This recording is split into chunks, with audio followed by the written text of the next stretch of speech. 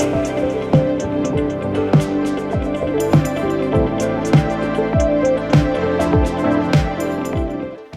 everyone. Thanks for joining our panel, Back to Business, Supporting Getting Parents Back to Work.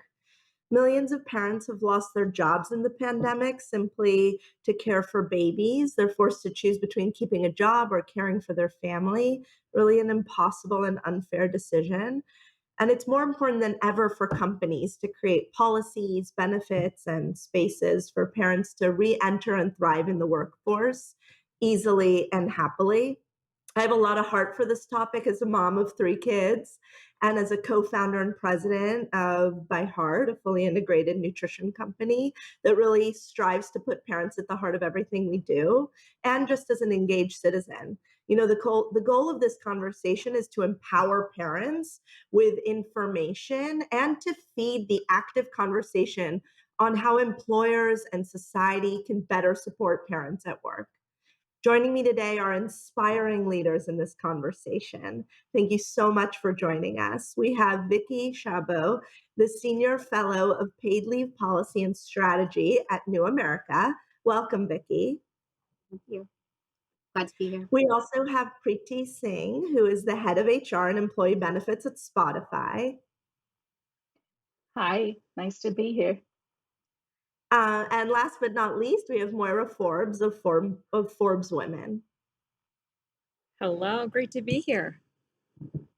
Awesome. So let's get started. I have a ton of questions that I'd love to ask you women individually about the work you're doing to create strong parental policies in your businesses. I'm going to ask someone each question individually, but I encourage any of you to please jump in if you have anything to add. So let's start with Vicki. Vicki, what are the most important tenets of existing parental policy and support in the US, and how do they compare to other countries? I'm so glad you asked the question, and we always, want to put ourselves into context.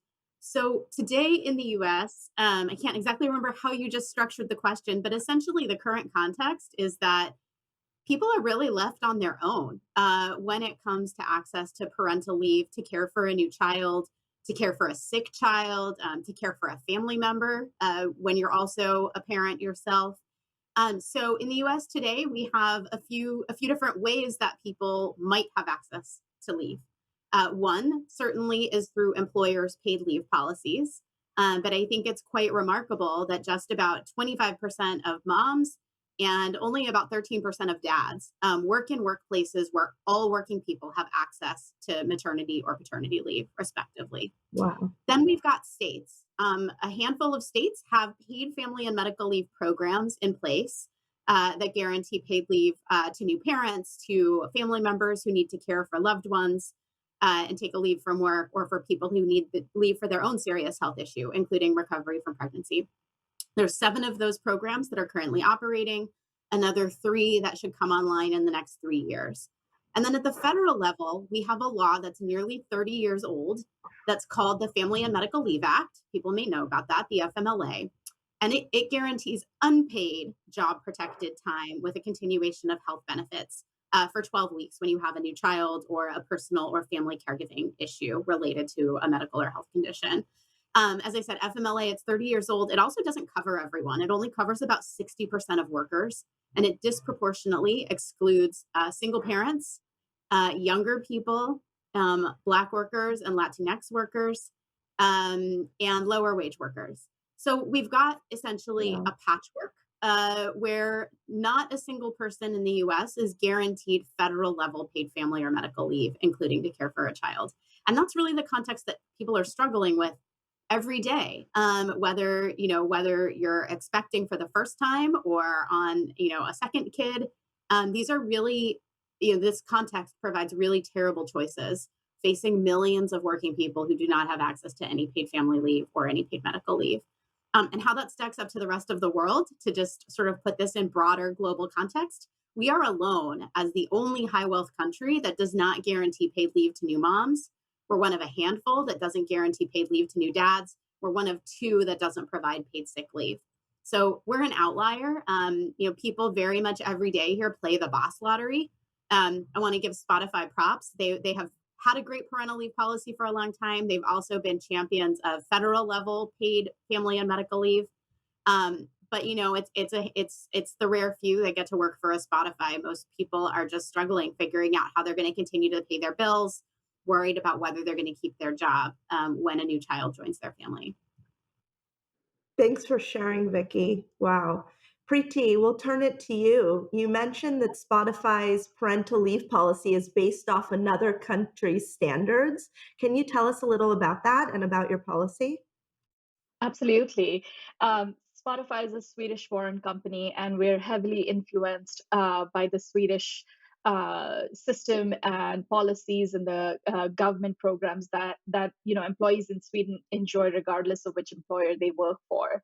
And as Spotify became a more globally established company, it was really important for us to carry our Swedish roots and bring the benefits that our Swedish colleagues enjoy to the rest of the world. So, regardless of which country we operate in, we offer 6 months of paid parental leave to parents. It's not a paternity leave or a maternity leave; it's a parental leave, so you can enjoy it as a mom or a dad, as a parent that's adopting. And regardless of how you became a parent, you enjoy 6 months of paid leave. Um, uh, which is full-time paid, and obviously you're protected in your job as you come back. Additionally, we offer ways for you to integrate back into your jobs that makes it an easier transition. Having made that transition not too long ago, regardless of when you come back, it can be a jolt to the system. So we really believe in helping people integrate back in a way that feels less of a shock to the system.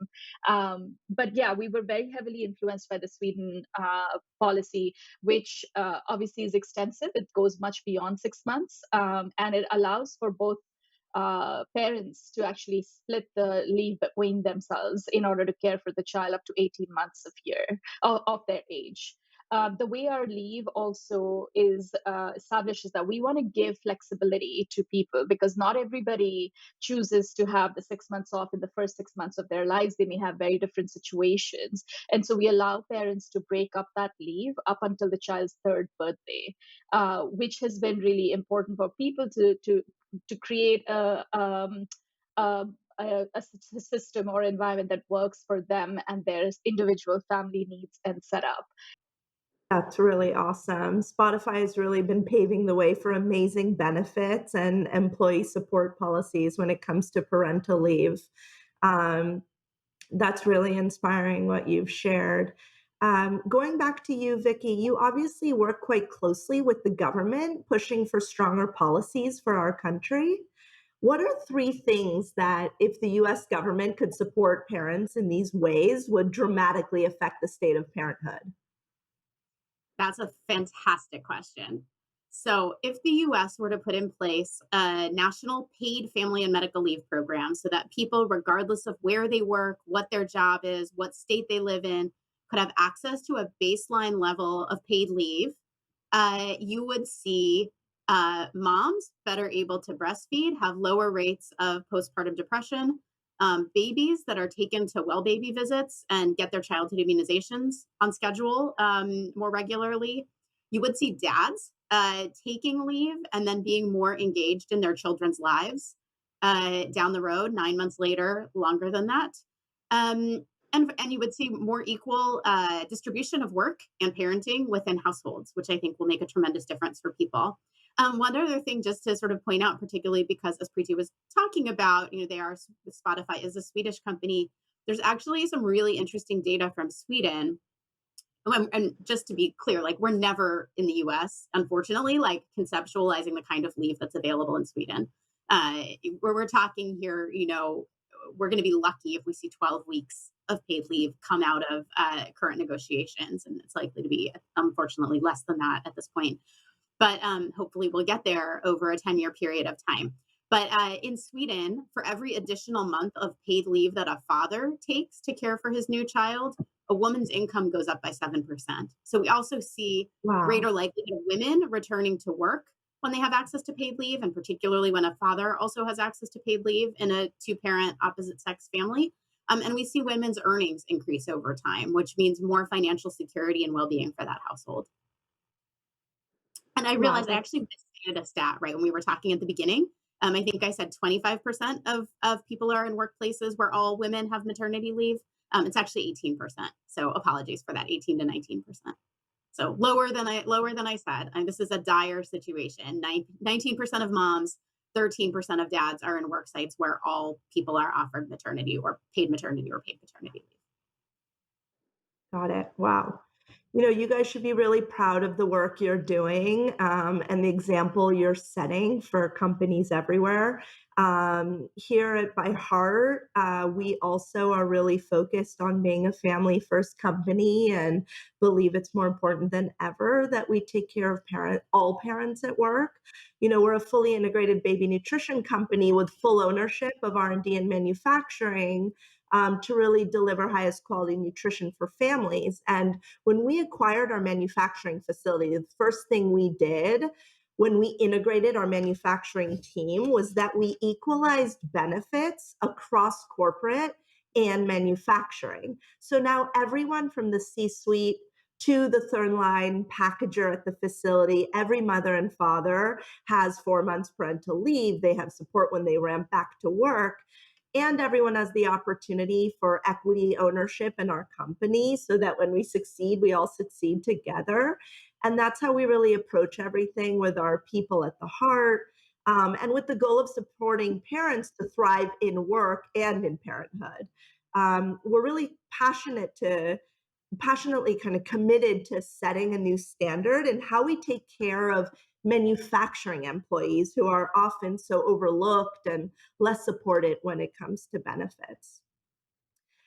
So the next thing I want to bring up is really the impact of the pandemic on corporate policy and support. Moira, I'll turn to you. How have you seen the pandemic shift parents and employees' expectations around benefits and systemic support from companies for their employees? I think the dynamic between what employees now expect from their employers has fundamentally changed, just like everything else has during COVID-19. Some employees work from home, some work on site, others have settled in between. But one thing I think the workforce and all of these different sectors have in common is that there's a new set of expectations that we all have. Employees have very, very different work experiences, ranging from where and when they work and how and their commute. But they all still want that opportunity to really take greater ownership of their schedules and really are looking for new and a lot more sort of robust opportunities with their companies. And they really reassess the priorities and the hopes that both employers and employees will make meaningful changes. So I think the core areas in which we've seen these new dynamics of employee expectations is one. Of course, flexibility and optionality. By now, as we all know, employees have experienced greater flexibility, and they have no expectation that it'll go back to business as usual moving forward. And in a tight labor market, and when you have these expectations, it really does set a new dynamic where employees want a more personalized approach. And there's no one size fits all opportunity anymore. And obviously, different parts of labor market have different access to this type of flexibility, but we know that it's fundamentally important. Another key thing that employees are looking for is obviously greater support. They're looking for a people first environment. Employees hope they'll get more support across the board from their employers, and they expect companies to really continue to look at creative ways to expand their efforts to make sure that they're mentally and physically and financially well. And they want to see companies continue to expand their policies.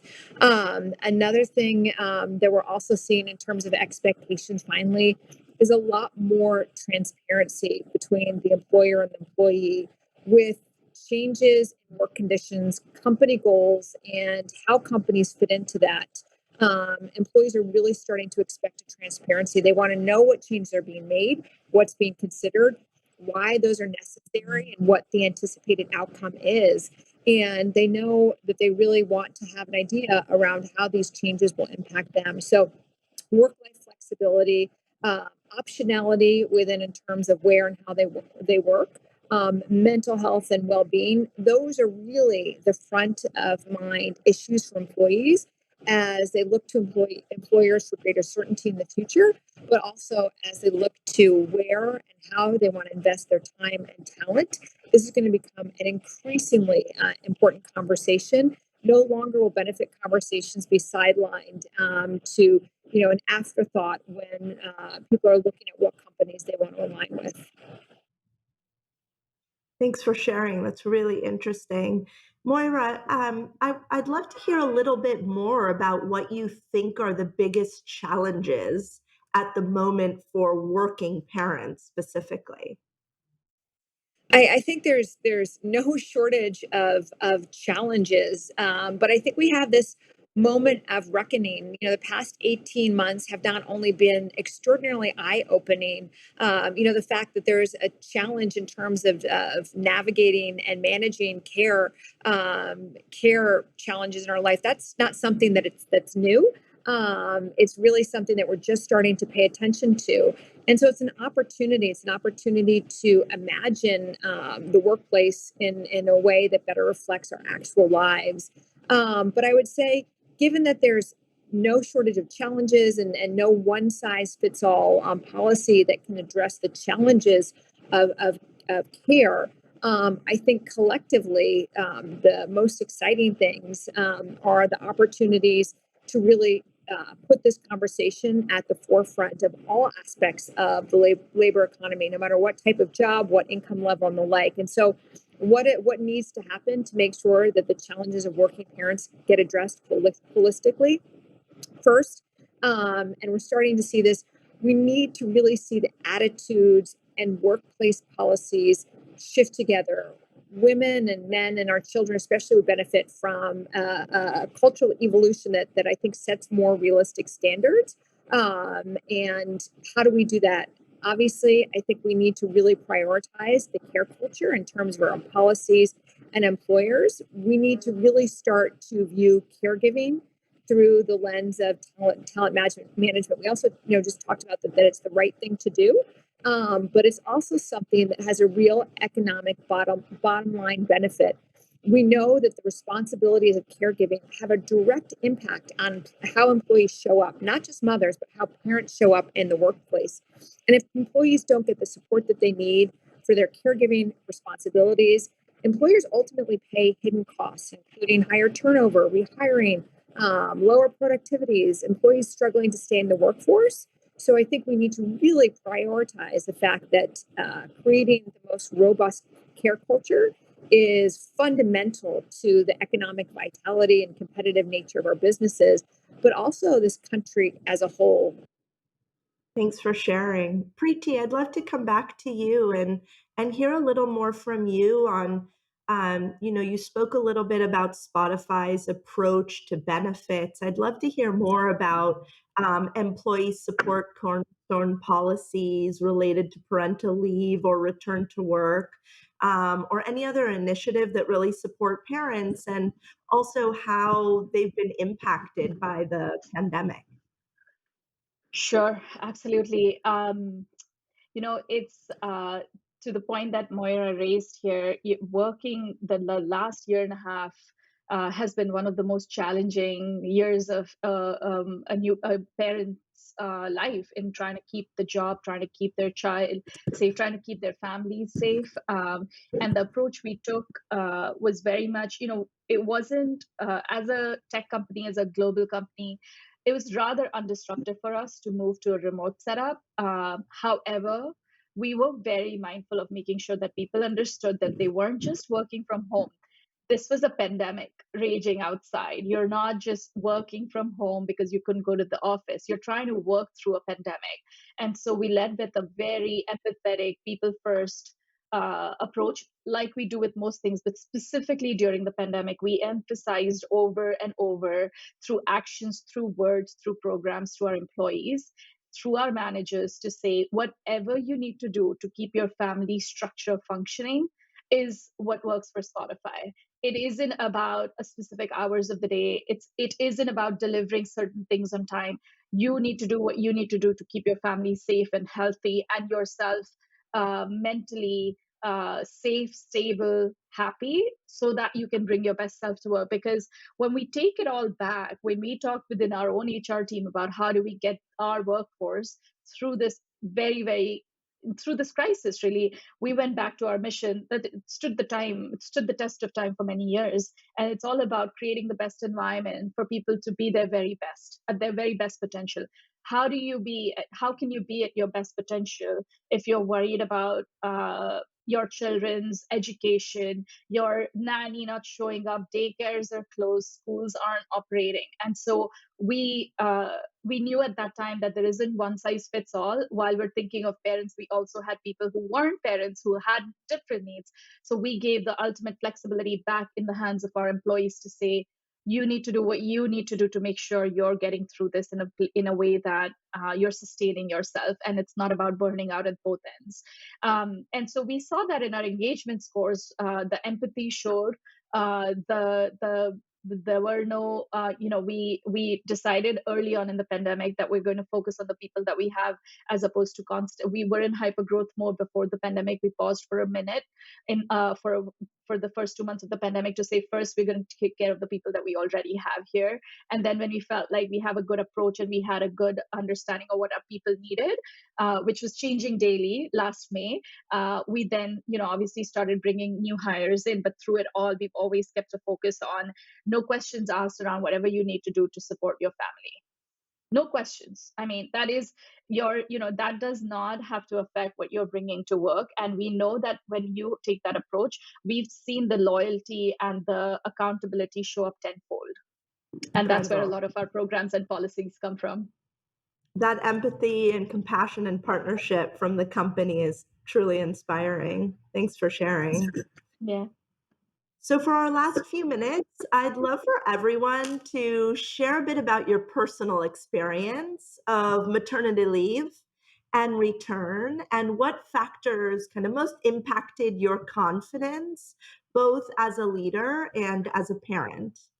I'm happy to jump in first, because actually my own experience is what drove me to be so passionate about advocacy in this space. At the time that I was pregnant with my son, I worked at a large law firm. I was an attorney. This was back in 2008, when all of the law firms were falling all over themselves to attract and retain women. And I worked for a firm that very, generously provided paid leave to both moms and dads, so to all parents equally, which was pretty ahead of the curve at the time. It was a 3-month leave. When I went out on leave, they actually added a fourth month while I was on leave, and gave that to anybody that was currently out or had been out in the previous year. So great, like perfect, terrific.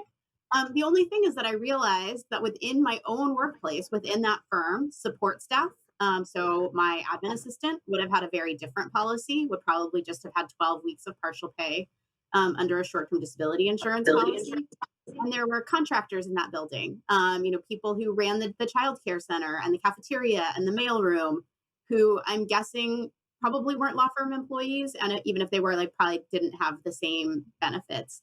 And that to me was just replicating the inequalities that already exist in society. So if you think about the people who are attorneys by race and by class, and you think about other folks in the building, the concentration and inequalities just really, really got to me. And that drove my passion to work on this issue.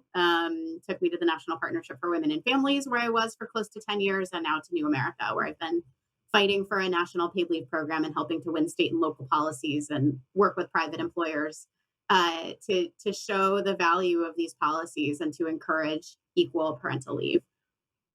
In my return to work, similarly, I had a very easy baby. He slept, he ate, he didn't have any health problems.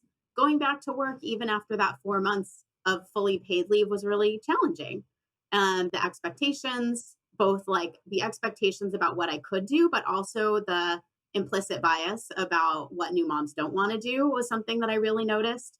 And it really, shaped what I was able to do both at home and at work. It's interesting listening both to Moira and to Preeti. So many white collar workers have had flexibility through this pandemic. They've been struggling, they've struggled, of course, because we all have living through a pandemic and struggled with care challenges. But there were also millions of people who had to show up to a workplace every day on the front lines of this pandemic. The folks that were making sure that grocery shelves were stocked and our Amazon packages were getting to us, and that mail was being delivered. All sorts of people, healthcare workers in hospitals and nursing homes, who needed to show up without protections, without access to paid leave, without access to care, and the stress and fear that they have experienced, I think, is something that we just need to be mindful of when we're thinking about how to create workable standards from a policy perspective and from a cultural perspective. Moira, would love to hear a little bit about your personal experience of maternity leave and return and what really impacted you. I have two sons, and given sort of some work dynamics, I had to return to work very early after having both of them. But what I first really valued and what I appreciated and what made me all the more passionate about these conversations is the fact that I was afforded the flexibility to be able to, in those early months, build my schedule around the dynamics of each time having an infant and then an infant and a toddler at home. It made me really understand the power and the opportunity when your employer shows up for you, how much more willing you are, and how impactful it is in terms of your well-being and all the things that are so critical during these really transformative but also really stressful years. It made me realize what a gift it was. It took so much of the stress and the burden off in terms of really being able for me to build my own schedule.